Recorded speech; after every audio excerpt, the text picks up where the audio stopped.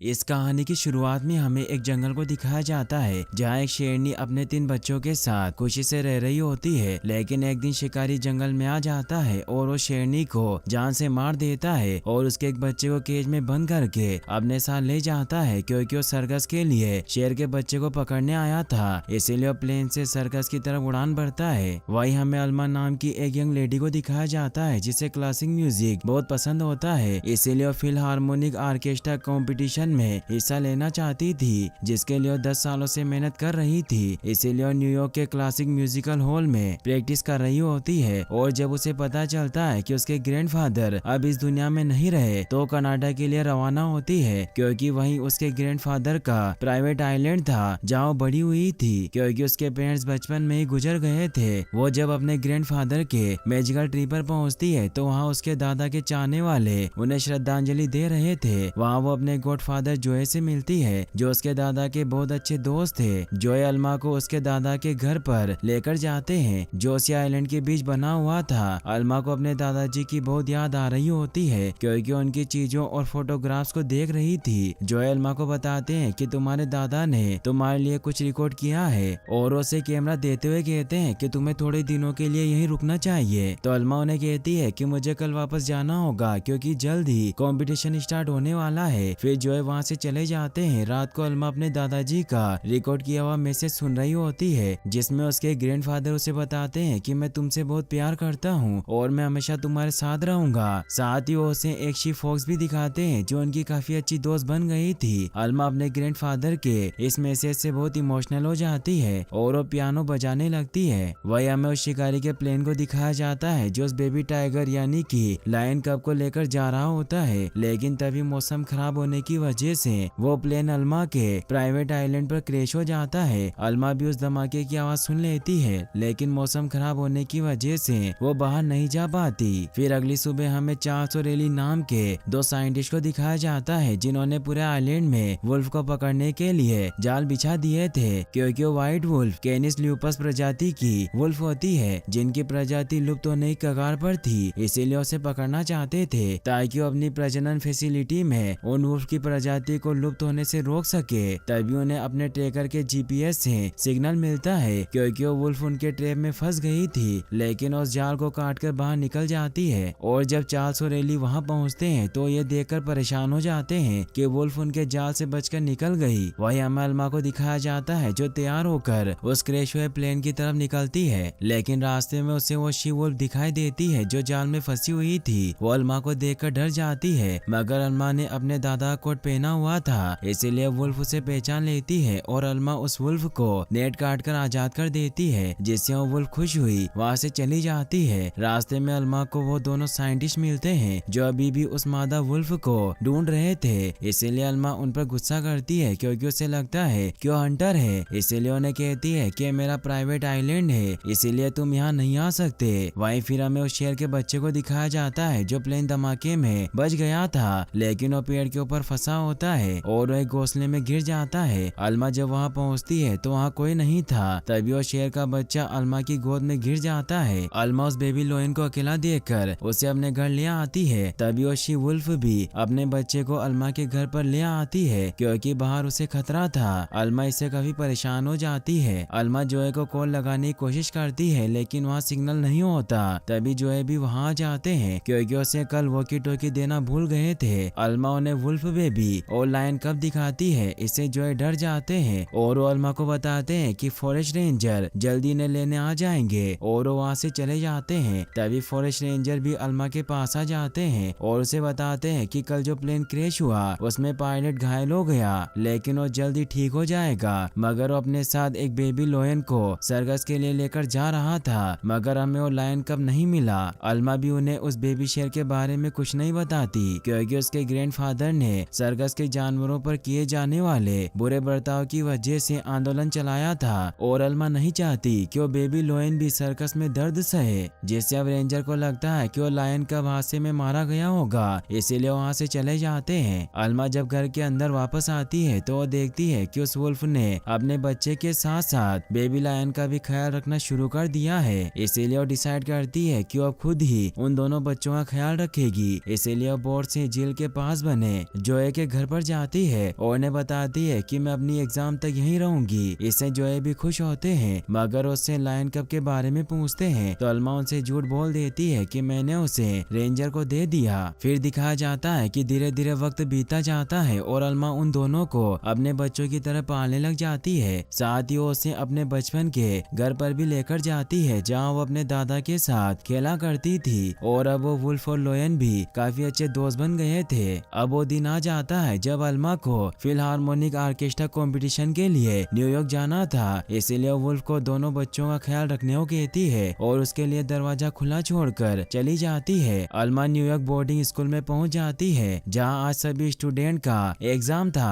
और उन सभी में से 3 स्टूडेंट्स को लॉस एंजलिस फिलहार्मोनिक के लिए चुना जाने वाला था। सभी स्टूडेंट काफी डरे हुए होते हैं, मगर अल्मा बहुत अच्छा पियानो बजाती है, इसीलिए उसे फिलहार्मोनिक के लिए सेलेक्ट कर लिया जाता है। वही हमें उस शी-वुल्फ को दिखाया जाता है जो घर से बाहर घूम रही होती है, लेकिन तभी चार्ल्स और एली वहां आ जाते हैं और वो ट्रंकलाइजर गन की मदद से उस वुल्फ को बेहोश कर देते हैं, जिससे वो दोनों बहुत खुश होते हैं। अल्मा जब 2 दिनों बाद घर वापस लौटती है तो ये देखकर बहुत हैरान होती है कि उन दोनों बेबी एनिमल ने पूरे घर को बिखेर दिया और शी-वुल्फ वहां नहीं होती, इसीलिए अपने आइलैंड में उसे हर जगह ढूंढने लग जाती है, मगर उसे कहीं नहीं मिलती। इसीलिए अल्मा बहुत परेशान हो जाती है क्योंकि अब उसे अकेले ही उन दोनों बेबी एनिमल का ख्याल रखना था, मगर वो हार नहीं मानती और उनका अच्छे से ख्याल रखने की पूरी कोशिश करने लग जाती है। अगले दिन जब अल्मा उन दोनों बेबी एनिमल को खाना खिला रही होती है तभी जोए वहां जाते हैं। वो अल्मा पर गुस्सा करते हैं क्योंकि अल्मा ने उनसे झूठ बोला था, तो अल्मा उन्हें समझाती है कि लायन सर्कस का है और दादाजी ने सर्कस के खिलाफ आंदोलन चलाया था, इसीलिए मैंने इन्हें पालने का फैसला किया क्योंकि अब शी-वुल्फ भी गायब हो गई है, इसीलिए अब मुझे इनका ख्याल रखना होगा। तो जोए उसे कहते हैं कि तुमने महीनों से मुझसे झूठ बोला और तुम्हारे कंपटीशन का क्या हुआ? तो अल्मा उन्हें बताती है कि मेरा फिलहार्मोनिक में सिलेक्शन हो गया था, लेकिन मैंने जाने से मना कर दिया क्योंकि मैं यहाँ इन एनिमल को छोड़कर नहीं जा सकती। तो जोए उसे कहते हैं कि वो तुम्हारा सपना था, जिस पर अल्मा उन्हें कहती है कि वो मेरा सपना नहीं बल्कि मेरे दादा का सपना था। तो जोए भी उसकी बात मान लेते हैं। अब अल्मा उन दोनों लोयन और बेबी वुल्फ के साथ खुशी से रहने लगती है और ऐसे दिन बीते रहते हैं, लेकिन वो बेबी अल्मा की बात नहीं सुनते थे,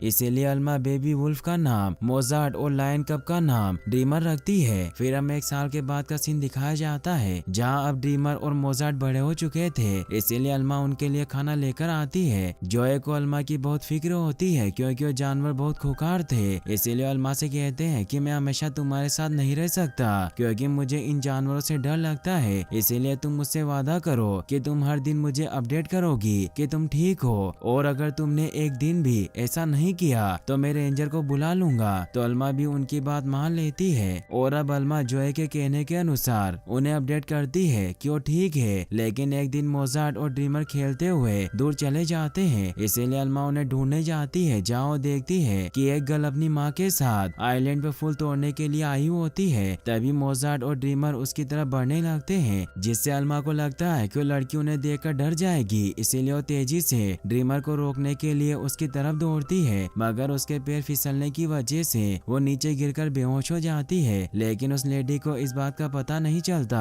और वो अपनी बेटी के साथ वहाँ से निकल जाती है। मोजार्ट और ड्रीमर इससे परेशान हो जाते हैं, लेकिन जब अल्मा नहीं उठती तो उसके पास रहकर ही उसका ख्याल रखने लग जाते हैं। अगली सुबह तक भी अल्मा बेहोश होती है, इसीलिए जोए जब अल्मा से कांटेक्ट करते हैं तो अल्मा कोई जवाब नहीं देती। इससे परेशान होकर जोए उसे ढूंढने लग जाते हैं। उन्हें अल्मा बेहोश पड़ी हुई दिखाई दे जाती है, लेकिन वो लोयन और वुल्फ को उसके पास देखकर डर जाते हैं, इसीलिए उन्हें ना चाहते हुए भी फॉरेस्ट रेंजर को कॉल करना पड़ता है। फिर दिखाया जाता है कि अल्मा हॉस्पिटल में होती है और वो पूरी रात बेहोश होने की वजह से उसकी हालत काफी खराब होती है, लेकिन डॉक्टर जो को बताती है कि डरने की कोई बात नहीं क्योंकि उन एनिमल की वजह से अल्मा को जो हीट मिली उससे इसकी हालत इतनी ज्यादा खराब नहीं हुई और जल्दी से होश आ जाएगा। वही हमें फॉरेस्ट रेंजर को दिखाया जाता है जिन्होंने ड्रीमर और मोजार्ट को पकड़ लिया था, इसीलिए एली उस वुल्फ को लेने के लिए वहाँ जाता है। वो उस वुल्फ को पाकर बहुत खुश होता है। तभी वहाँ एक सर्कस का ओनर अलान अपने बेटे राफा के साथ आ जाता है, जो उस लायन यानी कि अल्मा के ड्रीमर को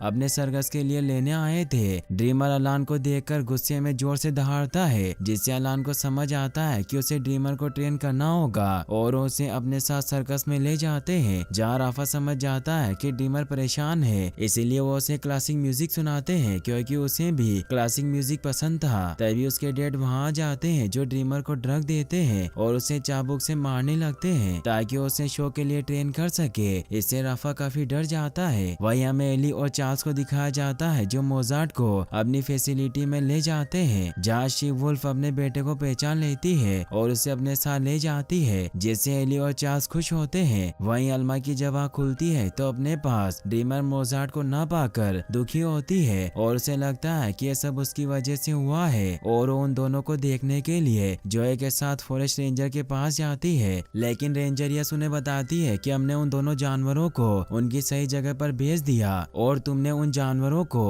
अवैध तरीके से पाला है। तो अल्मा उन पर गुस्सा होने लगती है और उसे कहती है कि उन्हें मैंने अपने बच्चों की तरह पाला लेकिन तुमने उन्हें कैद कर दिया। जोए अल्मा को लेकर बाहर आ जाते हैं। अल्मा जो से कहती है कि मैं मोजार्ट और ड्रीमर से मिलना चाहती हूँ और वो एली से कांटेक्ट करती है। तो एली उसे बताता है कि मोजार्ट एक जंगली जानवर है और वो तुम्हारे साथ खुश नहीं था बल्कि वो यहाँ अपनी प्रजाति के साथ खुश है, इसीलिए तुम्हें उसे फ्री रहने देना होगा। तो अल्मा भी उसकी बात समझ जाती है लेकिन वो ड्रीमर को बचाने का डिसाइड करती है क्योंकि वो जानती थी कि सर्कस में उसके साथ बुरा बर्ताव किया जा रहा है, इसीलिए हर शहर में लगने वाले सभी सर्कस में ड्रीमर को ढूंढने लग जाती है। लेकिन ओलान के सर्कस को नहीं ढूंढ पाती क्योंकि हर दिन उनका सर्कस अलग अलग जगह पर शिफ्ट होता रहता था और अब अलान ड्रीमर को टॉर्चर करके शो दिखाने लग गया था। लेकिन इससे उसका बेटा राफा खुश नहीं होता। वहीं मोजार्ट भी अपने दोस्त ड्रीमर से भी चढ़कर खुश नहीं था और एक दिन जब अलान का सर्कस ट्रक एली की वुल्फ फैसिलिटी के बाहर से गुजरता है तो मोजार्ट उसकी स्मेल सूंघ लेता है और रात को बाउंड्री के नीचे गड्ढा करके वहाँ से भाग जाता है। एली और चार्ल्स को जब इस बात का पता चलता है तो उन्हें कुछ समझ नहीं आता। मोजार्ट उस सर्कस में पहुंच जाता है जहाँ ड्रीमर को रखा हुआ था। वो दोनों एक लकड़ी की मदद से उस पिंजरे को तोड़ने की कोशिश करते हैं लेकिन ऐसा नहीं कर पाते। मगर जब अलान ड्रीमर को केस से बाहर निकालने आता है तो उस वक्त मोजार्ट अलान पर हमला करके उसे गिरा देता है और ड्रीमर को लेकर वहाँ से निकल जाता है। ड्रीमर आजाद होकर बहुत खुश होता है लेकिन अलान अपने बेटे के साथ उसे पकड़ने निकलता है। वही एली मोजार्ट के भाग जाने की वजह से अल्मा को कॉल लगाता है तो अल्मा उसे बताती है कि वो मेरे पास नहीं आया लेकिन मुझे पता है कि वो अपने भाई ड्रीमर के पास गया होगा। तो एली उसे पूछता है कि ड्रीमर कौन है तो अल्मा उसे बताती है कि उस शेर का नाम ड्रीमर था। इससे एली को लगता है कि वो पागल है। लेकिन जब चार्ल्स मोजार्ट की कॉलर पर लगे ट्रेकर की मदद से अलान के सर्कस में पहुंचता है जहां शेर न मिलने की वजह से उसे अल्मा की बातों पर विश्वास हो जाता है और वो एली को इस बारे में बताता है जिससे उसे भी अल्मा पर विश्वास हो जाता है और उसके आइलैंड पर पहुंचता है जहाँ वो अल्मा से सॉरी कहता है और उसे बताता है कि तुम सही थी कि वो वुल्फ और लायन दोनों साथ है। तो अल्मा उसे उनकी फोटो दिखाती है कि वो दोनों बचपन से ही साथ बड़े हुए हैं, इसीलिए उन दोनों के बीच में गहरा रिश्ता है। तो एली उसे कहता है कि हम साथ मिलकर उन्हें ढूंढ सकते हैं क्योंकि उसने मेरा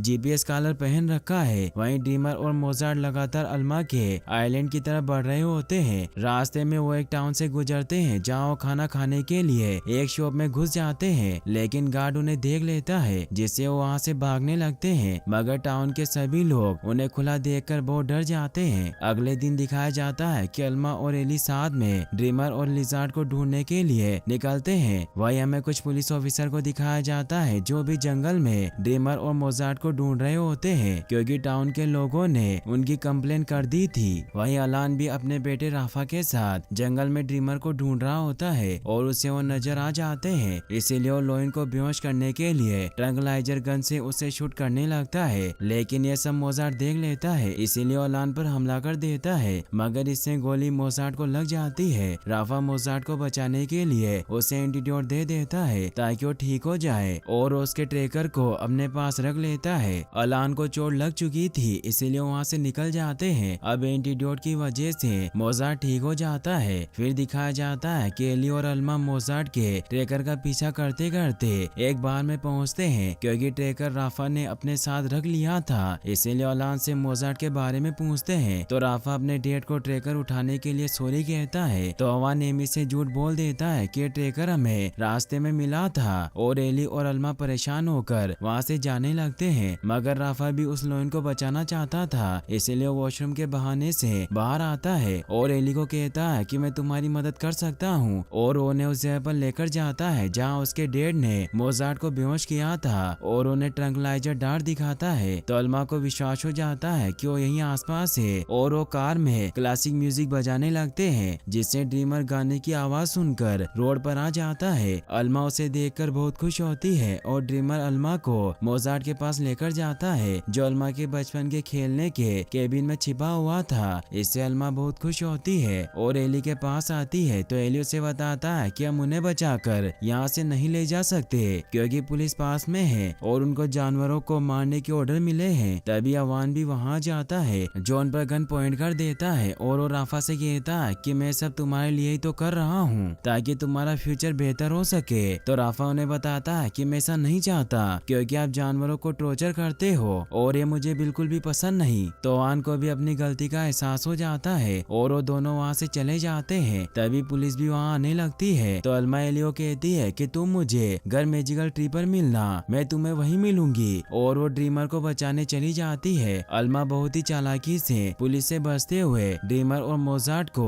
अपने ग्रैंडफादर की खुफिया सुरंग से अपने घर के पास बने जादुई ट्री के पास लेकर जाती है, मगर तभी पुलिस वहाँ आने लगती है, इसीलिए ड्रीमर पुलिस का ध्यान भटकाने के लिए वापस जंगल में चला जाता है। अल्मा इससे दुखी होती है और वो मोजार्ट के साथ पानी से होते हुए अपने घर पर आ जाती है। तभी उसे गोलियों की आवाज सुनाई देती है जिससे सभी को लगता है कि पुलिस ने ड्रीमर को मार दिया, जिससे सभी बहुत दुखी होते हैं। लेकिन तभी ड्रीमर सेफली जंगल से बाहर आ जाता है क्योंकि वो पुलिस को चकमा देने में कामयाब हो गया था, जिससे अल्मा बहुत खुश होती है। जॉय और एली भी ये सब देख रहे होते हैं और वो भी बहुत खुश होते हैं क्योंकि अल्मा ने अपने दोनों बच्चों को बचा लिया था। फिर दिखाया जाता है कि अल्मा एक संगीत कार्यक्रम का आयोजन करती है जिसमें उसने बहुत से लोगों को बुलाया था और वो सभी लोगों को सबूत देती है कि एक अच्छे वातावरण में दो भिन्न प्रजाति के जानवर भी साथ रह सकते हैं। वही मोजार्ट और ड्रीमर साथ में मस्ती कर रहे होते हैं और सभी उन्हें देखकर खुश थे और यहीं पर ये मूवी एंड हो जाती है। और गाइस, अगर आपको ये वीडियो अच्छी लगी हो तो इस चैनल को सब्सक्राइब और वीडियो को लाइक जरूर कर दें। और अगर आप ऐसी और वीडियोस देखना चाहते हैं तो एंड स्क्रीन पर क्लिक करके आप इस वीडियो को भी वॉच कर सकते हैं। Thanks for watching.